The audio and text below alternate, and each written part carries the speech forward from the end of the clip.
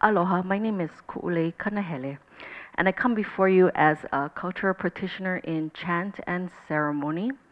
And I would like to actually continue on the subject of traditional land use that was brought up by Shelley and others yesterday. And I would like to preface it by saying that in traditional society, we had about a dozen different land designations. But for the most part, we could categorize them into two main categories, which is Vau Kanaka and Vau Akua. And Vau Kanaka, as the name suggests, Vau is a region or a zone, and Kanaka is man. And so these are the areas where men could live and work. So basically, it equates to the rural, urban, and ag zones of today.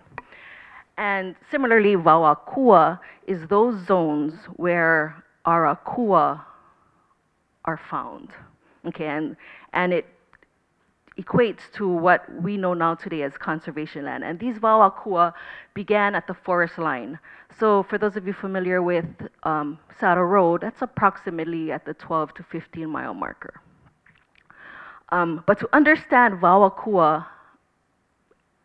from a Hawaiian worldview, I need to define what Akua is to myself and to my family and other cultural practitioners and other Hawaiians who are on that Mauna. And so Akua, before the missionaries came to define Akua as God, we thought of Akua as an element. And I think that's an important distinction to make because God gives us a Western connotation of what Akua are. So Akua are our elements, our water, our sunlight, our lava. Okay. And to understand the roles and responsibilities of each god, we have 400,000, they say, we have 400,000 gods, each with its own proper name. For example, Pele. To understand her role and responsibility, all you have to do is open up the dictionary, and Pele means lava. That's who our God is. Pele is not the god of the lava, the god of the volcano. Pele is lava. Similarly with Wakea, if you open up the dictionary, Wakea is a broad, open expanse. And that's why we are firmly committed that we do not want any development on Mauna Kea because any development destroys that broad, open expanse. So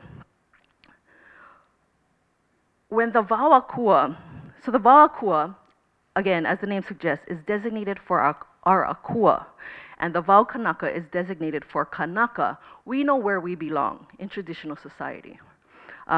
We have a fundamental belief from the Kumulipo that says, "Oke Akua ke komo, a oi komo Kanaka." It is for the Akua to exist in that space, not Kanaka.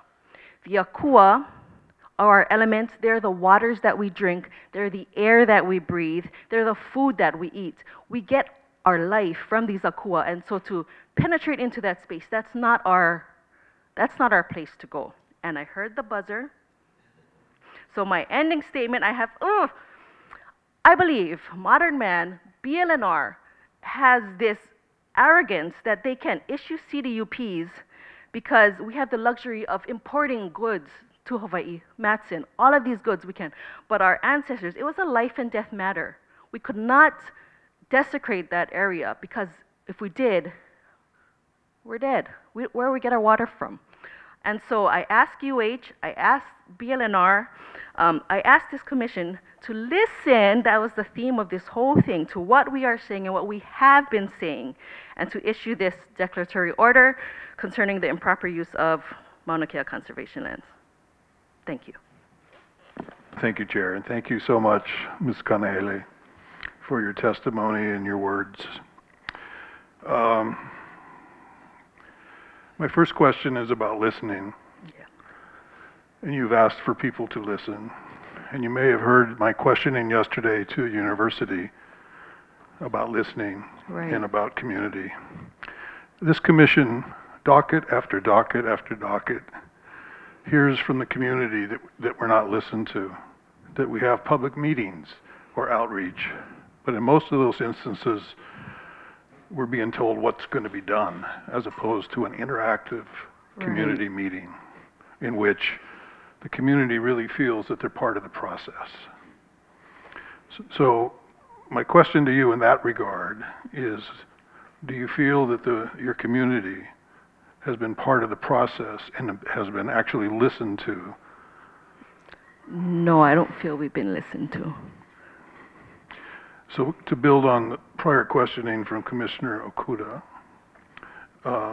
what would demonstrate, in your mind, I asked the university yesterday to give a concrete example where you actually heard the community and did something concrete. Mm-hmm. I don't know if you were satisfied with that answer. I was not. The university has proven time and time again that they're not listening. And one concrete example I can think of them not listening was that I actually read an article yesterday with Stephanie Nagata of OMKM saying they're going to decommission, right? Decommission Hokuke'a. But they're scouting a new location at Halepohaku.